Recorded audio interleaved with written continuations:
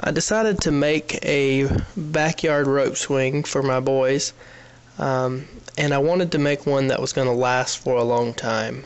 Normal ropes and nylon will weather and rot and break, and then it just becomes like a time bomb. You don't know when it's going to break. You know it will, but you don't know when, and on what person that's swinging at the time that it's going to break.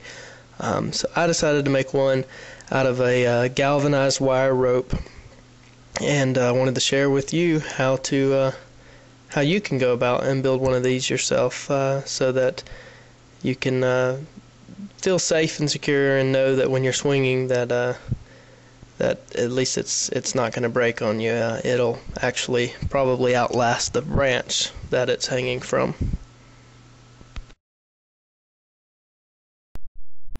The first step in building a backyard swing is selecting where you want to locate the swing. Be sure that it is free of any structures or any property lines or fences that may be built at some time or other. The spot that I have selected is this tree right here, and as you see, I will be putting my rope swing right there. As you see that branch coming out right there, it will be right above that is the goal here. And it's definitely a good clear area. There's really nothing in the way of that area.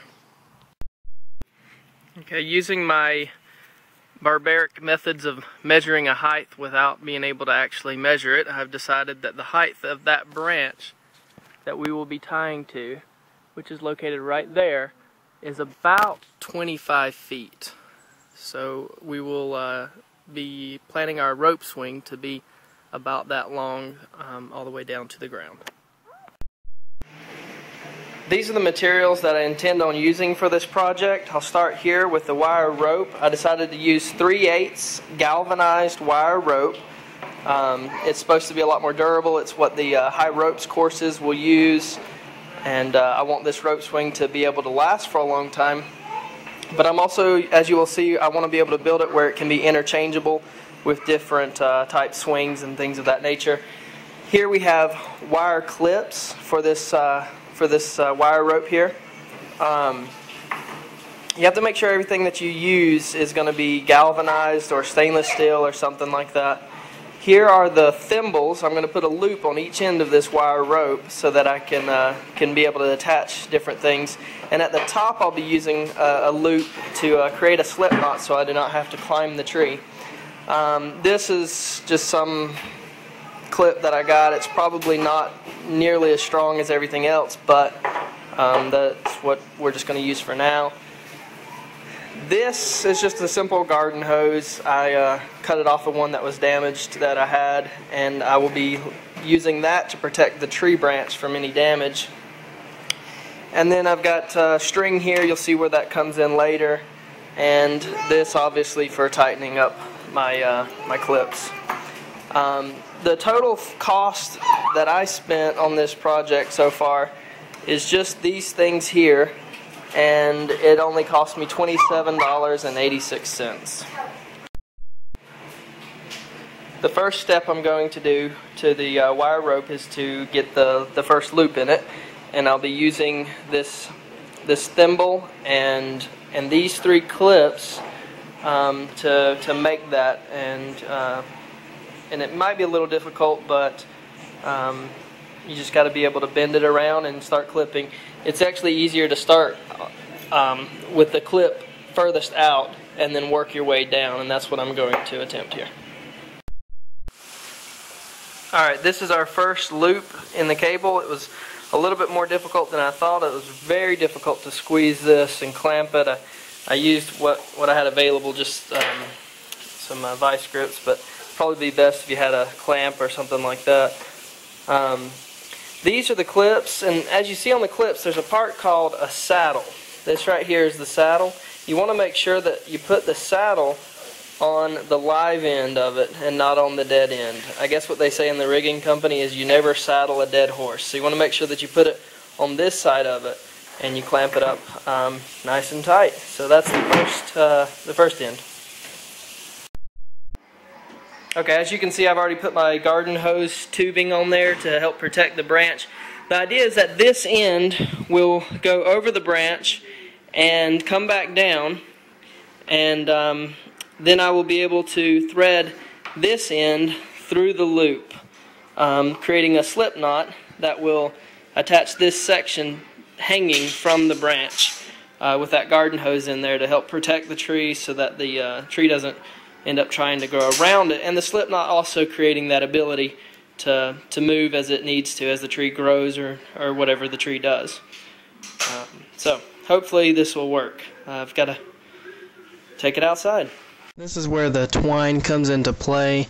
I needed to get it up and over that branch. It turns out that the twine wasn't really strong enough. I ended up having to use a rope, and you're not going to see that, but you are going to see a couple of my attempts at getting the twine over there, which it took me quite a few tries, probably around 50 tries, trying to get it up and over that branch. Now, as soon as it was over the branch, the idea was to tie that to the looped end and then pull the loop end up and over the branch and then down. But before I pulled it all the way down, I had to tie the rope to the unlooped end and then thread it through. As you can see here, that's it, pulled all the way up tight to the tree. But that was the idea, is first tie it to the loop, pull it up and over the branch, but be sure you have that other end tied. That way when you do pull it up and over the branch, you still have a rope over the branch, and then you can take that loose end, thread it through that loop, and pull it tight with the water hose, that water hose in there, pull it tight up to the tree. And so that was the idea. This is it. This is actually well over a year later, still in place, still looking good. You see I did put a water hose there on that loose end. Once I finally got the loop in and everything, I had to put that water hose in there before I put the loop in, and that was to protect anybody if they grabbed up there or whatever, they wouldn't get pricked by the galvanized threads. As you can see, it has been here for well over a year. There is some rust. There shouldn't be. It's supposed to be, galvanized, but I guess not everything is able to avoid a little bit of rust. But like I said, this thing is strong and sturdy. Here you can see that I do have some different clips that I used to lengthen it a little bit. These are not rated to anything special, but I really didn't care because I knew that they would work and hold, and so that's not a worry of mine. Basically, from that loop that you see up, it's supposed to be rated to, I think, 1,500 pounds or something that'll probably break the tree branch. And here I'm showing you where you can disconnect it and be able to go on vacation or anything, or switch out different pieces if you wanted to. And what I mean by go on vacation is that, say you're going to be gone for a while, and you don't want neighborhood kids coming and swinging and getting hurt while you're gone. You can take that down, and there wouldn't be a swing there. Or you can put it up, or you can use some different kinds of swings. I got this swing here that I've put on it before. But in reality, it just turns out that this good old backyard swing that came from this swing set has proven to be the best. It's just the most comfortable for the kids, and they don't have to. It's just a little bit more secure because they're actually sitting in it instead of having to hang on to a rope for dear life. So here's the swing, and I'm gonna attempt to demonstrate it swinging with. Sorry, the camera's a little shaky. It's swinging with 200 pounds on it. Got up here on my ladder, and I got everything secure, and I wouldn't recommend everyone doing this. Maybe one day I'll build a platform for the boys so they can do it, but they're 5 and 4, so it'll probably be a while before I do that. But here we go.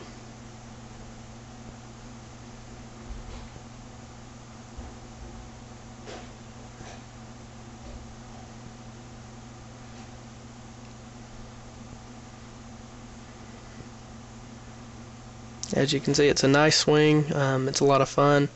Being that high up, tied that high up, allows for a really good swing. Basically, the higher you can go, the better the swing will be. That's kind of the theory there. So, and I always grab them, have them hang on tight, and I grab them by the feet. It allows me to really launch them really well, and they seem to really enjoy it. And they can get some pretty good height on some swings. Another important thing to notice is the distance from the tree. You want to make sure that you position the swing, the rope swing, far enough away from the tree on the branch that there really won't be much of a chance of colliding with the tree. This one is definitely a perfect position because they have never hit the tree. It's really difficult to make that happen. Be safe and have fun enjoying your new swing.